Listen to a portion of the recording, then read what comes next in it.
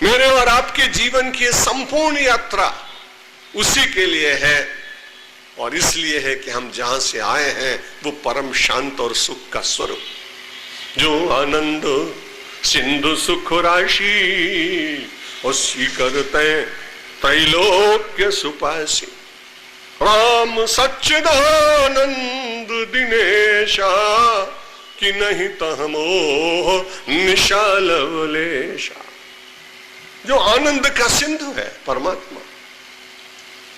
गोस्वामी तुलसीदास जी महाराज के राम धनुषधर राम है, अयोध्यापति राम है। इष्टदेव मम बालक रामा शोभा वपुष श्रोट शत कामा, वो राम है। लेकिन किसी ने पूछा कि हम तो तुम्हारे राम पर उतना भरोसा नहीं कर पाएंगे, क्योंकि हम तो किसी दूसरे धर्म को मानने वाले। गोस्वामी तुलसीदास जी ने अपने राम को व्यापक बना दिया। इस्लाम वाला भी कह सकता है कि राम मेरा है, ईसा वाला भी कह सकता है कि राम मेरा है, गुरु नानक देव के लोग भी कह सकते हैं राम मेरा है, जैन और बौद्ध भी कह सकते हैं कि राम मेरा है। क्योंकि राम का स्वरूप क्या है? जो आनंद सिंधु सुख राशि, जो आनंद का सिंधु है और सुख की राशि है। आप बताइए, आपको आनंद चाहिए कि नहीं? कौन ऐसा व्यक्ति है जिसको आनंद नहीं चाहिए? और हमारे तो उपनिषदों ने जब सगुण साकार की पूजा प्रारंभ नहीं हुई, निराकार और प्रकृति के ऊपर पूरा विश्वास था। अग्नि, सोम, चंद्र, सूर्य, मेघ, इंद्र, इन्हीं की पूजा होती थी।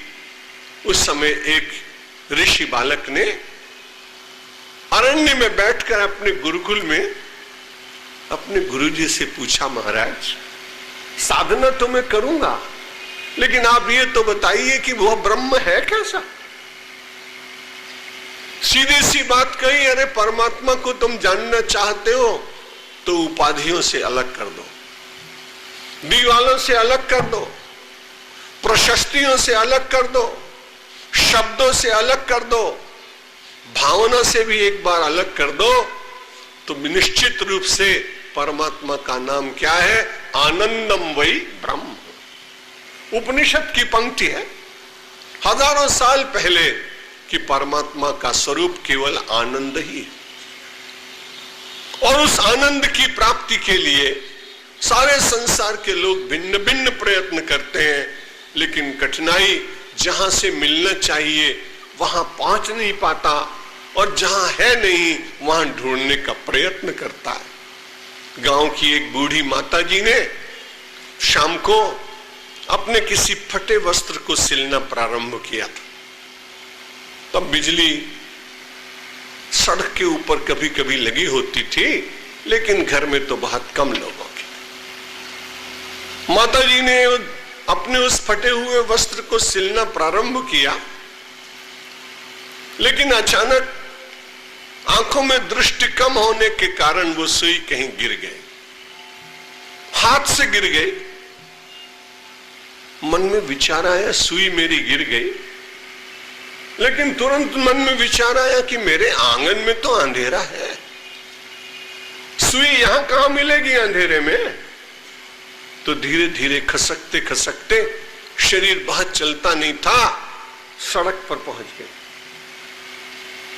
बिजली के पोल के नीचे हाथ से टटोल टटोल कर देख रही है। छोटा सा बालक गया, दादी क्या ढूंढ रही हो? बोले बेटा मेरी सुई गिर गई। तो सुई यहां कैसे? कपड़ा यहां सिल रही थी क्या? बोले नहीं, कपड़े में तो सिल रही थी आंगन में, लेकिन वहां तो अंधेरा है, इसलिए मैं उजाले में ढूंढने के लिए आई। सुई गिरी अंधेरे में, ढूंढ रहे उजाले में। आनंद है परमात्मा में, ढूंढ रहे पदार्थ में, कैसे मिल पाएगा? इसलिए एक बार दिशा बदलनी पड़ेगी।